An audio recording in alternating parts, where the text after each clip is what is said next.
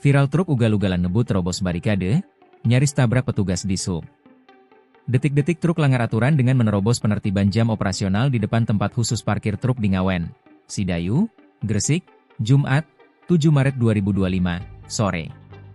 Sebuah truk nyaris menabrak petugas Dinas Perhubungan, Dishub, Kabupaten Gresik saat menerobos penertiban jam operasional.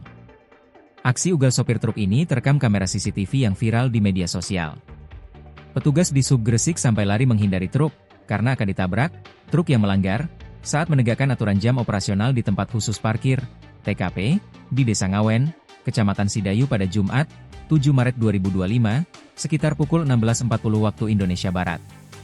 Truk warna biru dengan tulisan AS08 ini tidak mau masuk ke tempat khusus parkir truk saat penertiban jam operasional berlangsung. Sesuai dengan aturan Perda, truk angkutan barang, galian C dan batubara dilarang melakukan aktivitas pengangkutan melintas di jalan raya pada pukul 05.0008.00 WIB dan 15.0018.00 waktu Indonesia Barat. Berdasarkan informasi yang dihimpun, kejadian bermula saat truk melaju dari arah utara ke selatan atau dari arah Panceng ke Gresik. Sesampainya di lokasi kejadian, sejumlah petugas Dishub yang berdiri di tengah jalan, segera mengarahkan truk untuk masuk ke dalam kantong parkir.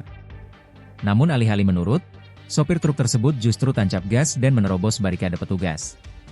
Kepala Seksi, Kasih, Tata Kelola Prasarana Perhubungan dan Sarana Perparkiran Dishub Gresik, Muhammad Masyur Arif, menyampaikan bahwa petugas awalnya menjalankan operasi penegakan aturan jam operasional kendaraan seperti biasa.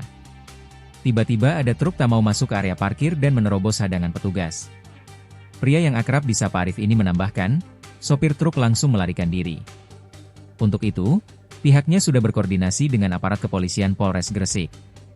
Penegakan aturan jam operasional dibuat untuk memberikan kenyamanan dan keamanan bagi warga.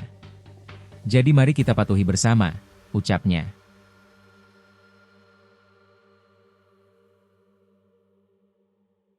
Download Tribun X sekarang, menghadirkan lokal menjadi Indonesia.